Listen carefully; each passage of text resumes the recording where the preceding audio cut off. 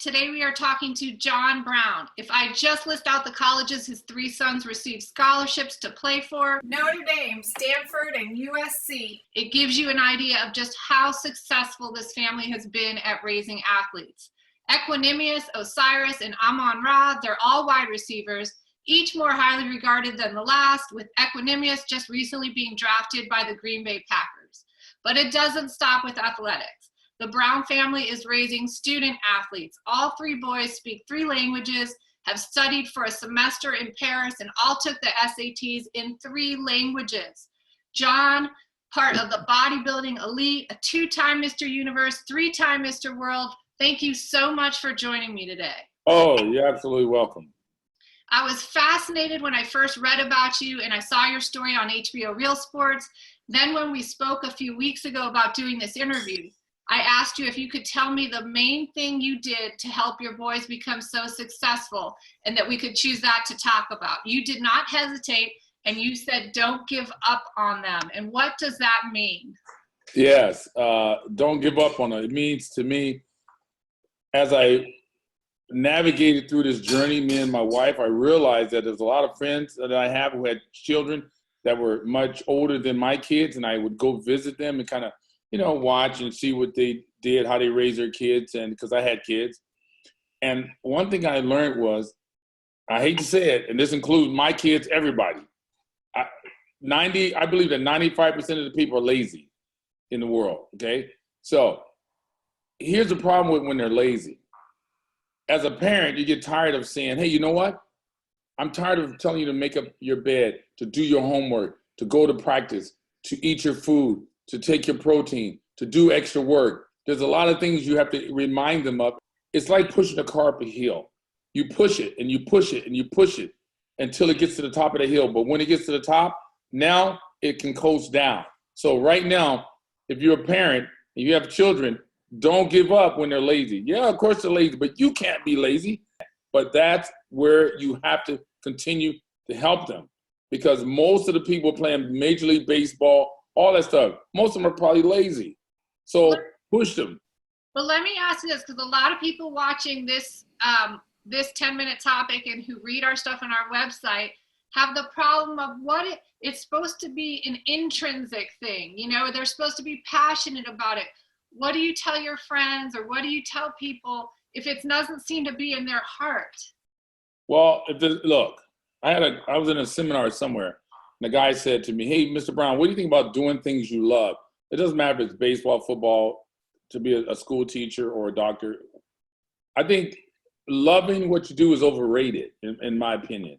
Like I asked the guy, I said, look, do you brush your teeth every morning? He goes, yeah. I said, okay, do you love doing that? No, but you do it. It's not something you love. It's not fun, but we do it every day. So it's okay to do things that you don't really love every day. You don't have to be real passionate about it.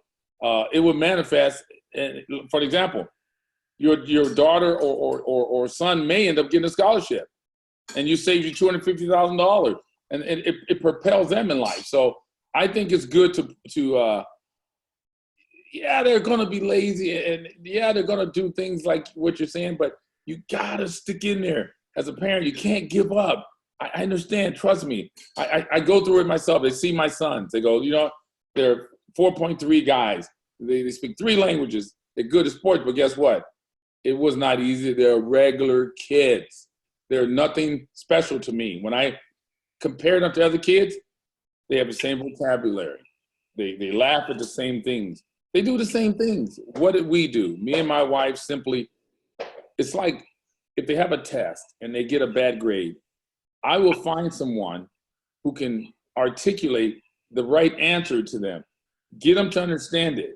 I don't know if at the school, if they're teaching, some kids are visual learners, audio learners, kinesthetic learners. There's different learners. So I don't know how they're teaching in that school or in that particular class, but I find a person that can help them, that can communicate with them. It's like giving them the answers, and then we go back, take the test again, we get an A. It's simple. You find a solution. What about the problem of time in a day? And we chat a little bit about this. How do you find the time to actually get them all the things that they need in the day when they're doing school and their sport? Ooh, I forgot about that. That's interesting. Yeah. You know, that's one of the reasons I cook for them. Because when Amon-Ra comes home, he comes home around 3 o'clock, 3:30. And then he wants to eat, shut it down for a minute, and then maybe around 4:35 we go to the gym. I don't want him to walk in and there's no food on the table in a plate ready for him to eat because he has very little time. So that's where me and my wife will step up and we'll make sure there's food on the table for him. And all he has to do is put it in the microwave, sit down, eat, and then he can lay down and relax or study or do whatever he wants to do for that hour and a half or 2 hours he has to shut down. It's a lot. So you have to be there to really help them. You have to be there at practice if you could, to watch the coaches. Somebody got to look at what's going on to make sure they're doing what they're doing, need to do, because in sports, guess what? I'm telling you right now, if you're playing water polo, golf, football, it doesn't matter. If you go to practice every day and you come home and that's it and you eat and sleep, you're not going to make it. You have to do extra work. So tell me about how you fit, like when you see something they need work on, or do you do private training? Do you work with them? How did you get them to that next level? Okay. I'm going to tell you some things. I ain't going to tell you everything because I got to keep some secrets. So you have to do private training. Now, what we would do, we'd do private training. I would pay a guy, let's say a receiver coach.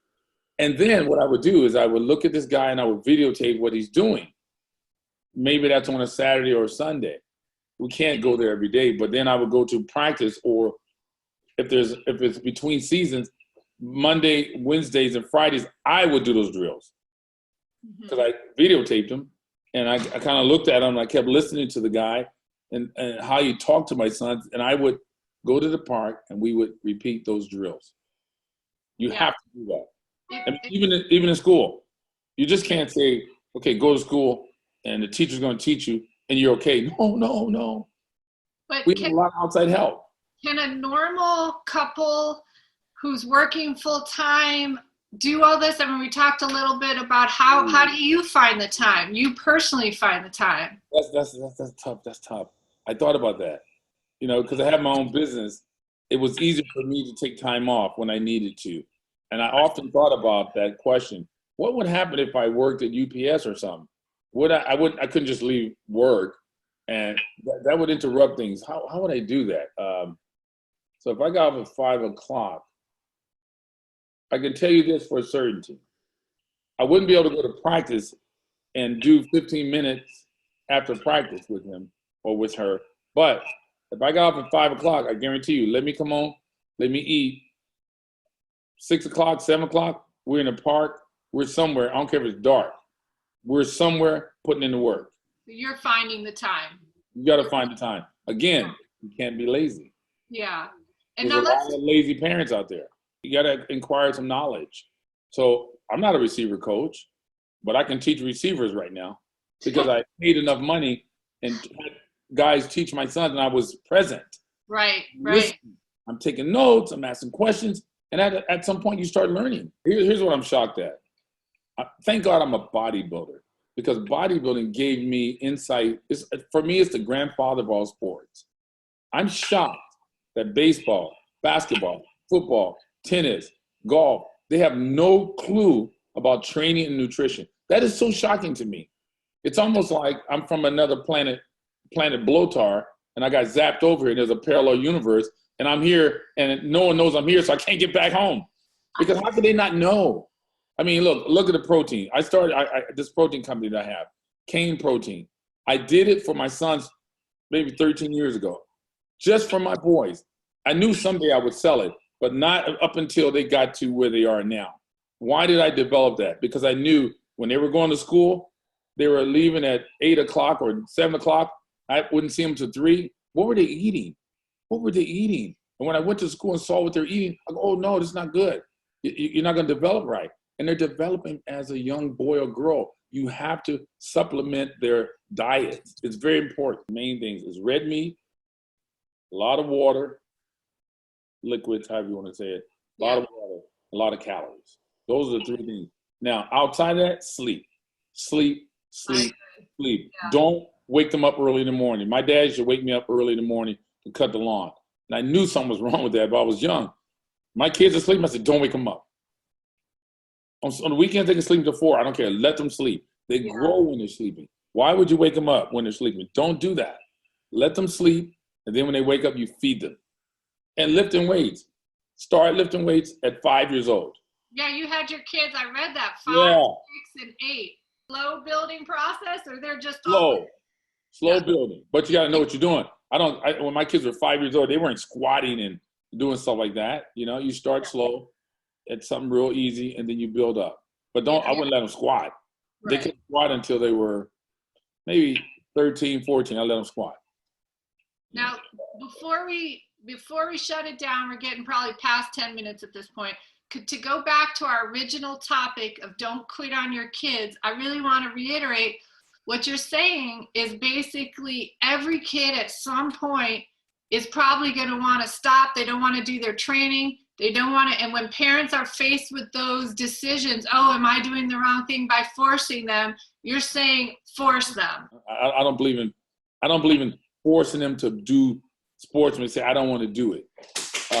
But I do believe I make the protein for them. I do believe that when I come home, why not suggest, hey, it's time to go work out. You guys ready? But if I sit around and don't say anything, they're not going to say, hey, Papa, can we go to the gym now? They're not going to say that. Yeah, I got what you're saying, because a lot of parents say, well, it's not driven by them, so they must not love it enough. Yes. Like so they never say to me, let's go to the gym. I would say, hey, guys, you got to get ready. We're going to go to the gym. You guys ready? And then they get ready. My complaints and my problem has been people saying, he doesn't want to do it. She doesn't want to do it. That's it. I'm not going to help them because they don't want to do it. Yeah. It's only because the parents are also lazy. Keep in mind. Because if you're a lazy parent, you don't want to make the protein. If you're a lazy parent, you really don't want to take them to the gym. Right. If you're a lazy parent, you don't want to take them to LA. From my house, it takes me 40, 50 minutes to get to the training camp in LA. You don't want to take that drive, so you blame it on the kids, and you say they're lazy when it's you're lazy. Spoken words of wisdom, how you raise 3 successful athletes, right? Before we go, anybody who is interested in the protein, proof is in the pudding. 3 very successful young athletes. CaneProtein.com. I'll put that up here too as a lower third on this. But one last question. Is there anything, looking back, now all your sons are in college, is there anything that maybe all the trainings, all the workouts, that they missed out on, or that you look back and think, well, maybe if you had one more, you would do anything differently? Yes, there's one thing, but I'm not sure if I would do it, but one thing I kind of regret. But I don't see if we had time to do it. I didn't give them chores. I didn't make them cut the lawn. I didn't make them do certain things, which I should have done, because I see there's a value in that. Yeah. But the problem was, like we discussed earlier, when they came home, it's 8:30 at night, and they don't have time because they're athletes. It's almost like a job. Listen, in conclusion, everybody put their pants on one leg at a time. There's no Superman, Superwoman in the world. It doesn't happen. So you are just like everyone else. You make sure you get your child and you put the work in. If I see kids, I go, if that was my son, oh, he'll go to NFL. If that was my son, he'll go to NBA. If that was my son, because it's not a magic trick. It's very simple. Just outwork the other guy. It's very, very simple. It's not difficult. I love it. On that note, thank you so much, Mr. Brown. Don't be lazy. Don't be lazy. All right. Thank you. All right. Ciao.